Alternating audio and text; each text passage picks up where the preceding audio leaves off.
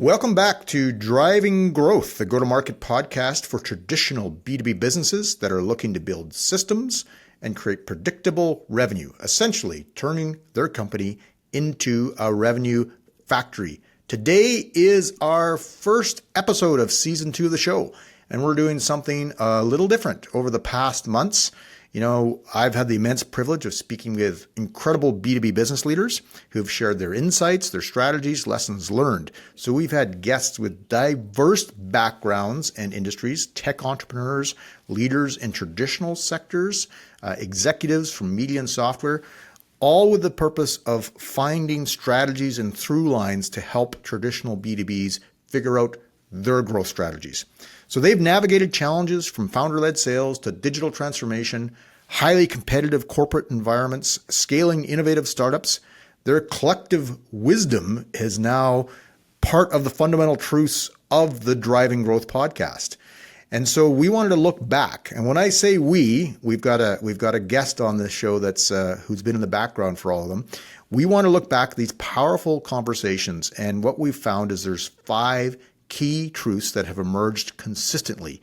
These are principles that our guests have lived by, learned from, and leveraged to build their revenue factories. And we're going to dive into each of these themes, playing clips directly from the guests and allowing their voices to illustrate these crucial concepts. And now, here to help me with this is my producer, Michael Morreale.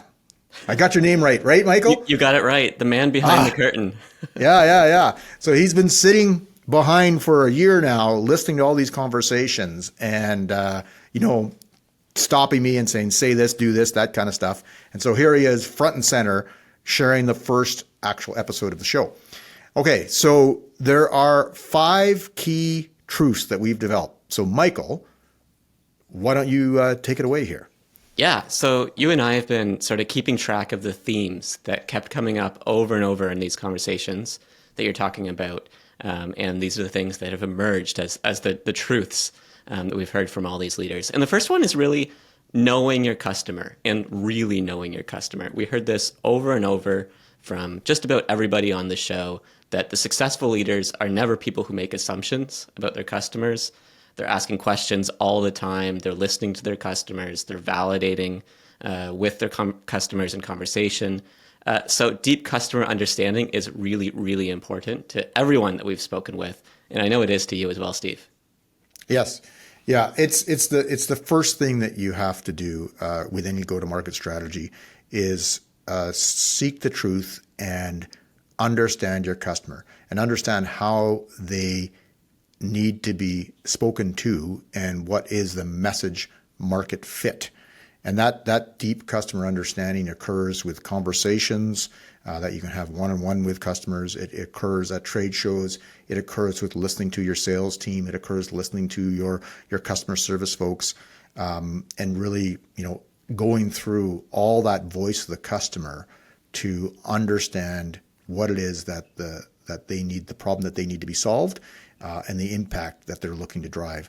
And so that you can then turn your language, your sales talking tracks, your ads, your brand messaging, and you can turn that language into something that has that message market fit and that resonates with your said customers. Now, to illustrate a really good example from our perspective, Roadmap was formed by pushing several agencies together over 5 years ago.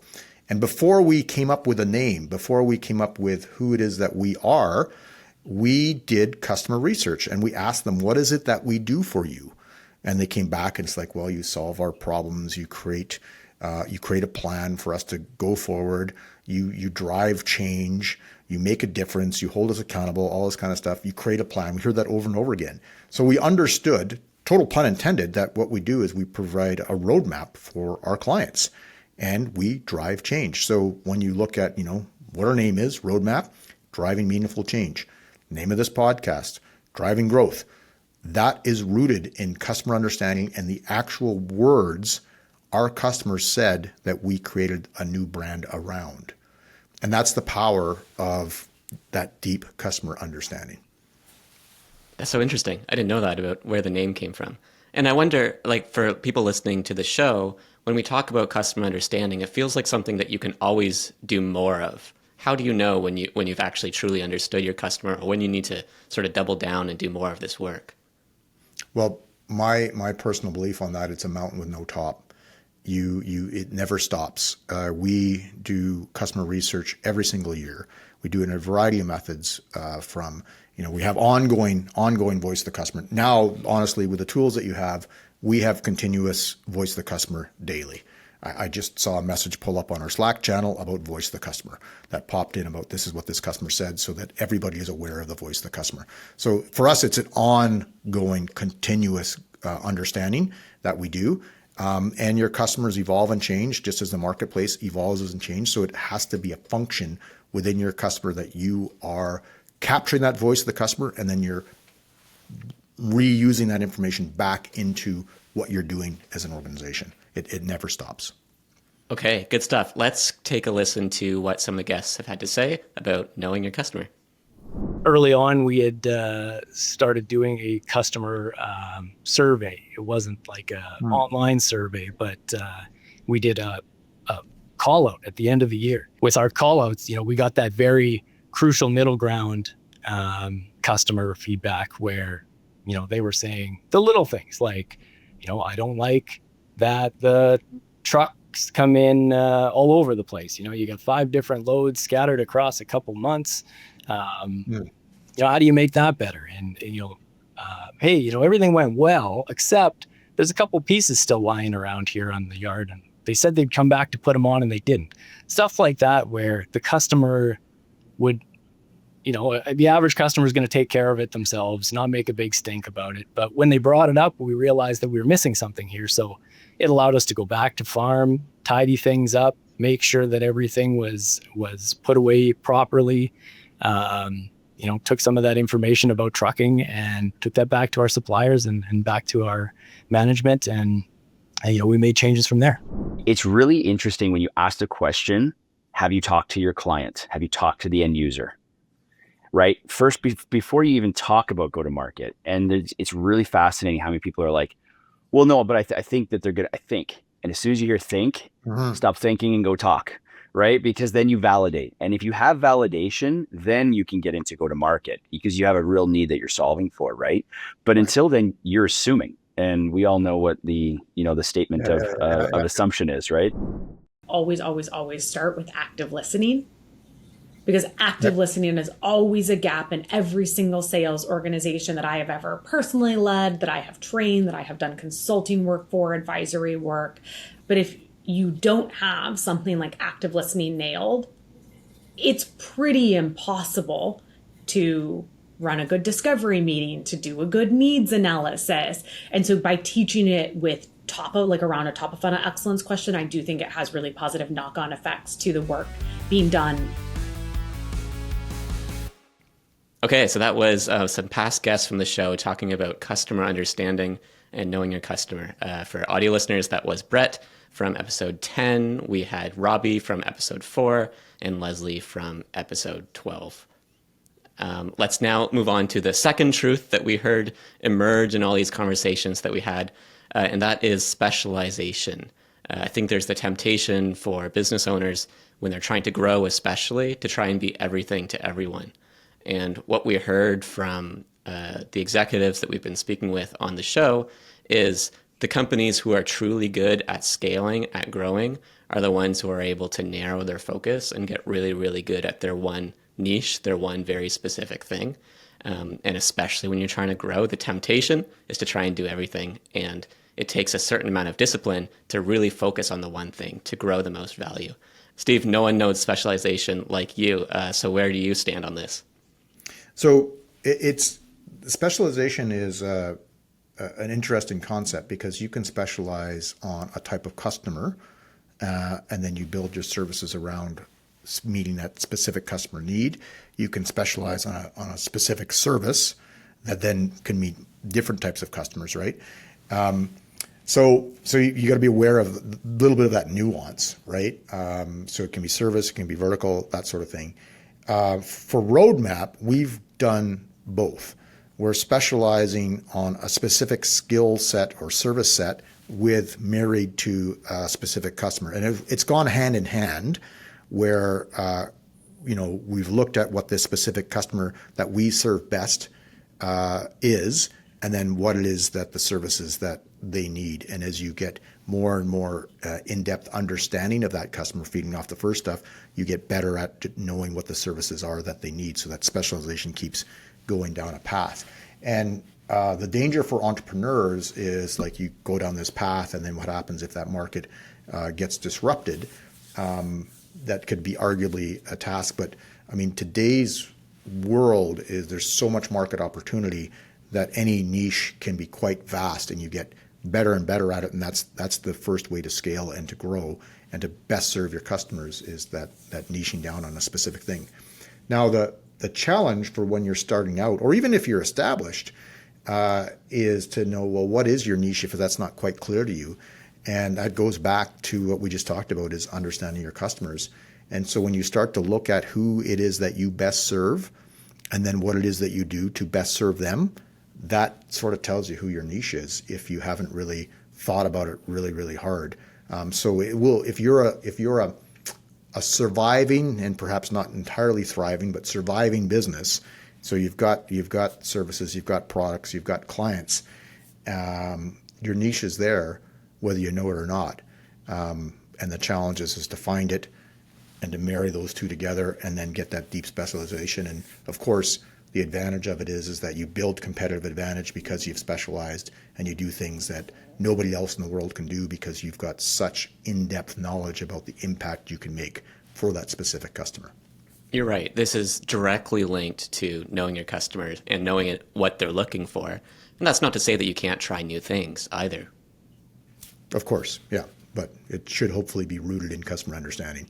So in these conversations that we've had, we heard from entrepreneurs who were kind of reflecting back on their early days, especially when they were sort of just figuring things out, just getting their sea legs. And we heard this theme of specialization with courage a few times. So let's take a listen.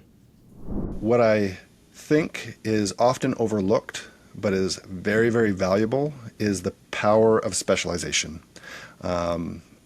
And I think we might have been able to scale in a different way. And again, we've had incredible growth over our history so far, but it's that courage to specialize that is something that is so undervalued.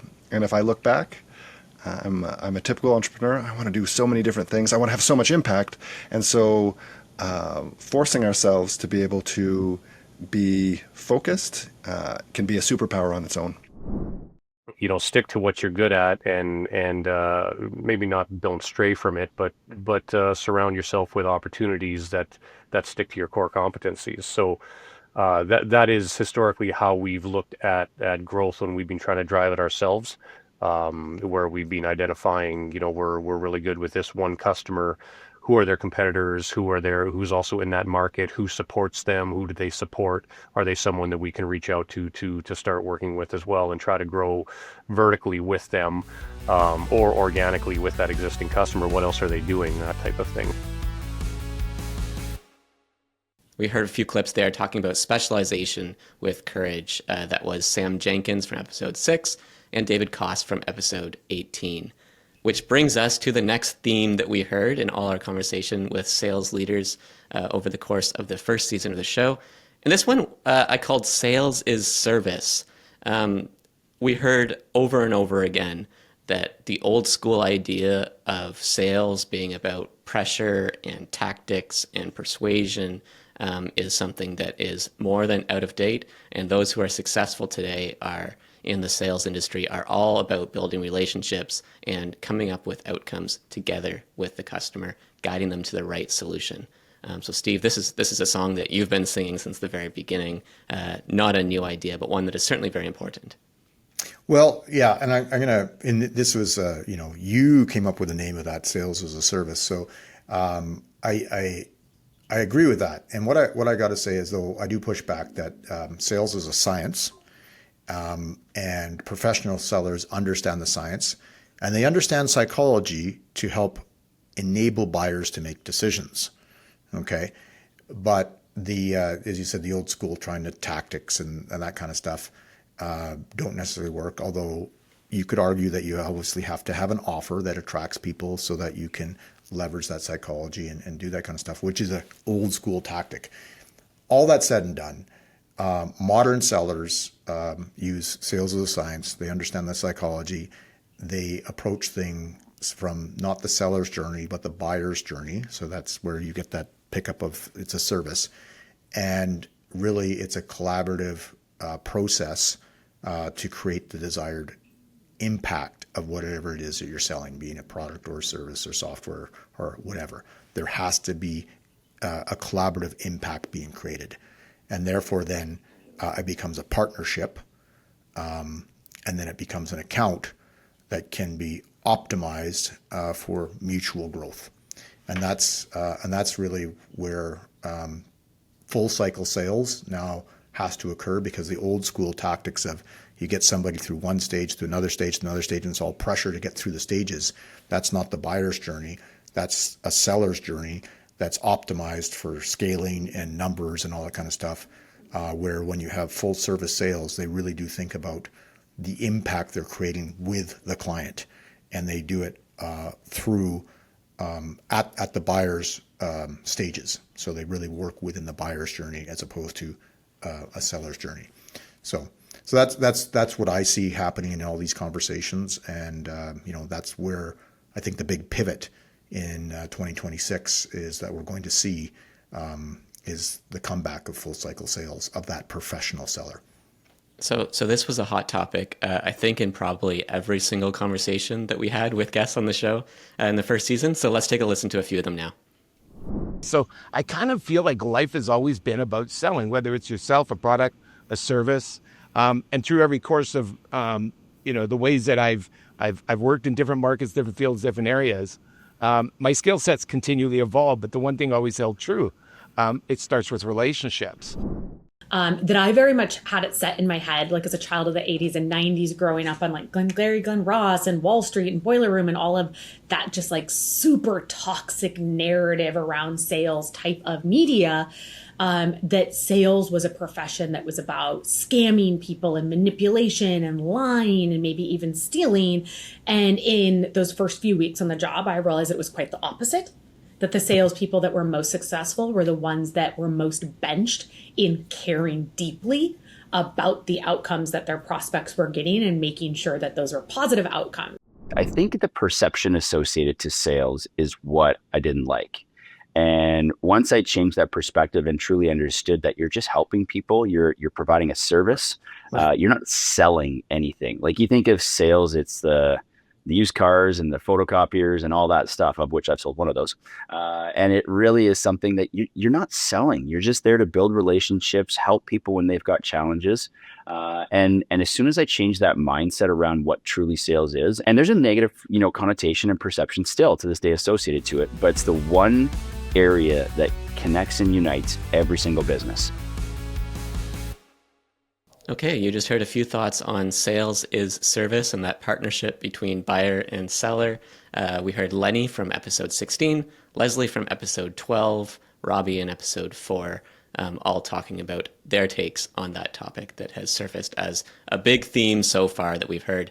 And another one is all about people. Of course, when you're talking about leadership, we heard a lot about building a culture within one's team, building the team, how to grow people on your team, and how everything comes together to build a sales team that really works well as one single machine. Great leaders that we heard from focus on less on resumes and more on mindset, and alignment was always a really important piece. Steve, when we're talking about the culture within a team, especially thinking back to some of the conversations that we had, what do you think we heard as a major theme of building teams that work? Well, what we heard over and over again from the leaders was making sure there's alignment and buy-in on the vision, the direction that's being created, and then realistic goals. So that gets back to like me saying hopecast versus forecast, stuff like that. So these leaders come in and sometimes they're tidying up like a hope cast that wasn't realistic, and then they reset the expectations for the team to be realistic, to be something that they can hit, that then becomes data backed, that they can do. But they also look at how they the job of the leader is to enable those folks with the tools and the training for success. So they know that the investment they make in their people is an investment in their system, in their outcomes. So they it goes back to Jim Collins, people first, get the right people with the right kind of attitudes and drive, and then you can groom them into the proper seat on the bus, so to speak. So yeah, it's no surprise. It's a tale as old as time that people first and getting the right people makes the impact.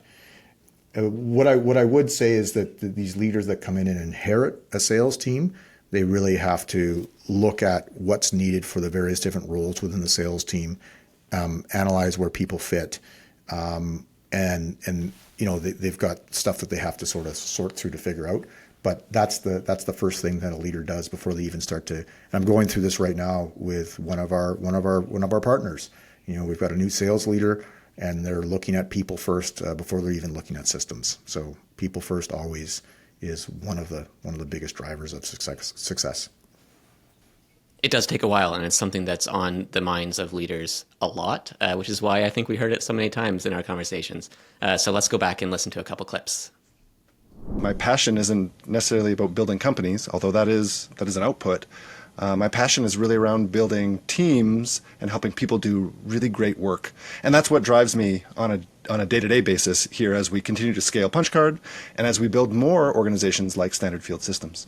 I had to fire almost every single salesperson we ever had. I later learned that they need to know a little bit of the technical stuff, just enough to kind of make conversation and stuff. Knowing how to close and that kind of thing, it's a special skill that you can't just hire a marketing person at a university or whatever and think they're going to be able to know how to close a sale. Probably they won't, and then that just might be turned into a bad hire.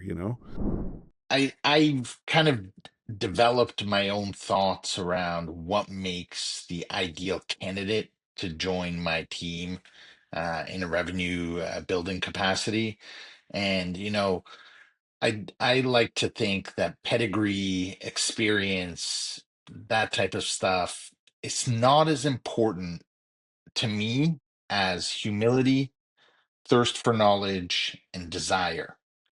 And my job is to find people that exhibit those traits. And if I find that person, that's my diamond.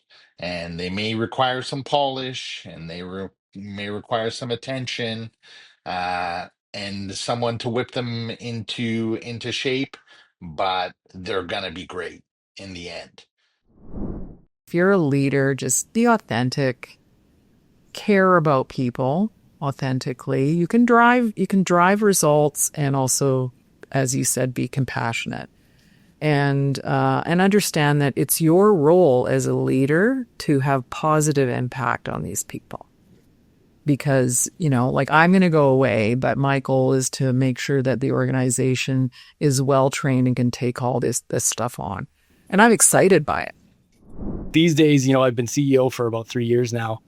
And majority of my time, I tell people, I'm HR mostly. I focus on aligning our people, culture, and strategy to drive growth sustainably for the company. Okay, people drive performance. That's what we called this theme number 4, truth number 4 that we heard over and over. So in those clips, we heard Sam from episode 6, Chad from episode 8, Kirko from episode 20, Shannon from episode 17, and Brett from episode 10. So I guess listeners on this show, if you missed any of those and alignment and leadership is something that's important to you, those are the episodes to go back and listen to. We'll get back to the show in just a moment, but I wanted to take this chance to tell you about a new initiative at Roadmap. we have launched a go-to-market acceleration fund. And what we are doing is research with organizations to rank them with their go-to-market maturity. Now, here's the fun part, is that 5 organizations are going to be eligible for a $5,000 in funding to help them grow. For more information and to apply, go to weareroadmap.com/go-to-market acceleration fund. Now, let's get back to the show. So, truth number 5, our final truth that we heard bubble up over and over and over again. Steve, I know this one is your favorite, and that is data. Data creates predictability. Of course, we have more tools than ever before to collect data, to analyze data, to action on data that we get all throughout the process. Intuition simply isn't enough anymore. Where do we start on this one, Steve? Data creates predictability. Yeah, well, I mean, you have to get your data model in place first. And, we've heard it from several leaders. That's what they sort of start to get around, because you can then effectively and objectively start to measure the performance of members of your team, the performance of your department, performance of your company. So it is like it's a universal truth. And, having your data model in place. So where do you start with that is like, well, what is it that you need to measure? And that's where I go back to when you figure out your goals, your sales process, you then understand what your critical numbers are that are going to drive growth. And then what are the inputs into achieving those critical numbers? And that forms the basis of your data model that you have to measure. You have to have a weekly scorecard, so you beat the drum, and then you start to march out what's happening and what's not happening. And then you solve for when you're not getting enough inputs to hit the critical number, and you just figure this out objectively so you can get to predictability. And that's the way you start, is you break down critical numbers from your plan and then build it out from there. Love it. Yeah. So we heard this over and over from our guests. Let's go back and listen to a couple clips now talking all about data. And I started to realize that it wasn't as much of an art as it was a science. Right. And I'm not saying that there isn't some art to it and that there isn't performance in it, where you have to present information properly. But that science component continues to grow in its value, and I find that is one of the big challenges in transforming businesses. And I believe that every business on the planet is in some sort of a transformation right now due to technological changes that are shifting. And as part of that transformation, it gives us the ability to really start to do some analysis. The last one is data and analytics. This has always been kind of my bread and butter. My background is I'm a math guy. That's what I do.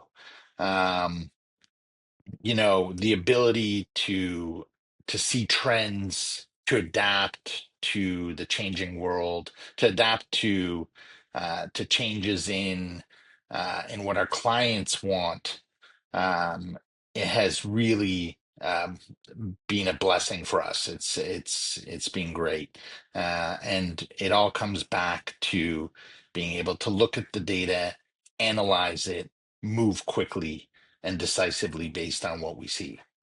Metrics being one, and having insight into what your business is doing.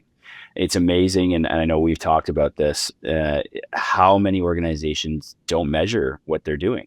Yeah. And I don't know how you improve, whatever metric you're talking about, whether it's growth, whether it's an improvement in some of the metrics from a conversion standpoint, if it's a pipeline perspective, whatever the case may be. If you don't measure it, how do you improve upon it? How do you scale it? How do you model it moving forward? Okay, we just heard from a number of guests from season 1 of the show talking about data and data creating predictability. That was George from episode 2, Kirko from episode 20, Robbie from episode 4. And that's it. Those are our 5 big takeaways from the first season of the show, from all these conversations that we had from experts from across North America, really. Steve, what was your big learning from all these conversations? What we just talked about was 5 key truths, 5 fundamentals. So no matter the organization, no matter the leader, no matter where they are in their journey, these truths, these fundamentals are there for all of them. And that is why they're truths. And so, if you could reflect on your organization and have the courage to really look in the mirror and say, where are we with our customer understanding? Where are we with niching and serving our customers more effectively? How is our sales process actually about driving impact for our customers? And then what are we doing to enable our team members to succeed? And then last but not least, how are we measuring all this to actually prove that we're doing the right things, or we have to change and do different things? Those are fundamental truths. So I was less surprised, but I would say more encouraged by the fact that all these leaders are tackling these things, and we're hearing that over and over and over in the place. People are at different stages in their journeys, but these are experts in their fields or titans in a specific industry that are leading the way and figuring this stuff out. And they are all tackling these things and chasing it. And so the message to everyone listening is to do that, is to look at these truths and understand where you're at, and then start to put the systems in place to make it happen. Which leads us to our next episode coming up in 2 weeks. We heard from a number of guests looking back on the last season. Now we're looking forward. Steve, what's coming up in 2 weeks? A fantastic panel conversation with 3 amazing sales leaders with, I would say there's probably over 100 years of experience on that panel. I'm not young, so there you go. That's what happens. But yeah, they're going to be saying, this is not working. Here's what we're seeing with buyers' journeys, and this is the way forward. And it's just jam-packed with a ton of fun, some laughs, some poking at old school sales tactics, stuff like that. But yeah, just a lot of truths that people can listen to and figure out what they're going to do in 2026. Great. Well, I think as producer of the show, I have been getting a front row seat, a free education for all these sales tactics. So thank you, Steve. My pleasure. Well, that's it for today's episode. And if you like what you've heard, go to weareroadmap.com/podcast to download the Revenue Factory Toolkit, in which you will receive mathematical models and a framework for building your go-to-market system. Also, subscribe to the show wherever you get your podcasts, with new episodes dropping the first and third Wednesday of every month. I'm Steve Whittington. Thanks for listening.